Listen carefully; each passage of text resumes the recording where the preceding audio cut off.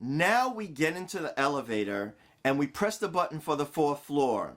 That brings us to the growth floor. On the growth floor, we're going to start building margin. We're growing.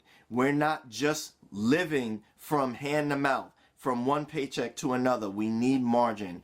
First step on that is you are going to build your beginner emergency fund. The beginner emergency fund is $1,000. Now, how are you going to get that?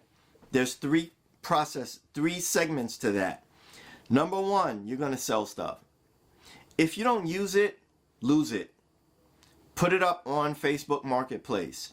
Put it up on these other marketplaces that are out there, especially women. You got places where you can rent the runway. You can have people rent out your clothing. You can sell stuff, your pocketbooks, your shoes, your dresses that you haven't worn. Some of them probably still have the tags on them. There are things that guys may have that they're not using. My rule is, if you haven't used it over the course of a year, then you're probably not going to ever use it. Just sell it. So you get your money from the stuff that you sell. Next, you're going to cut out the waste in your intentional spending plan. So whatever you get extra from being intentional about your intentional spending plan, you can use that money to go toward your $1,000 beginner emergency fund. Next, we're going to figure out, well, what can we do to earn extra money? Maybe that looks like working a few extra hours at work, getting that overtime in if that's available to you. Next, maybe you can get a side hustle. Maybe you can DoorDash. Maybe you can Uber. Maybe you can take a skill that you already have and monetize that and make extra money. These are things that are always available to you to make extra money, and they will come in handy when you're building your beginner emergency fund and then beyond. But the first stage is your beginner emergency fund. Next thing is you want your sinking fund. If there are known upcoming expenses, you want to start putting money away in your sinking fund to meet those expenses when they come. So I'll just use the example I always use. If you have a $600 expense coming up 6 months from now, you know you need to put aside $100 a month to meet that expense. Very simple. So at the end of 6 months, you got $600. It doesn't become an emergency. It doesn't have to become a, oh my God, what am I going to do situation. Your sinking fund will save you from panic and from unintended consequences.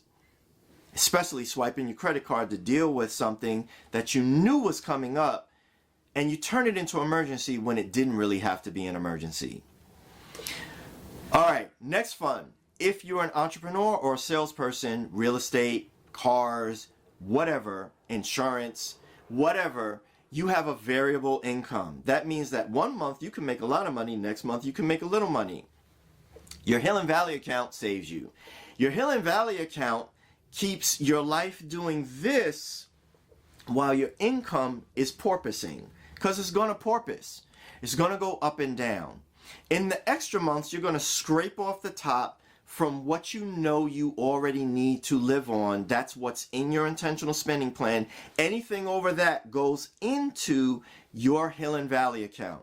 And you want to work your Hill and Valley account up to at least 1 month's worth of expenses, because there may be a catastrophic month where you actually make nothing. It's just a bad month. Chances are you won't if you're skilled at what you do. However, these things happen. Then, in the low months, when you're below what you need in your spending plan, you can pull from the Hill and Valley account and actually replenish it. What you do there is very important because it keeps your life level even though your income is doing this. All right? Now you're growing. That's it for this floor. Now you're ready to move on to the next floor in your wealth elevator ride to the top.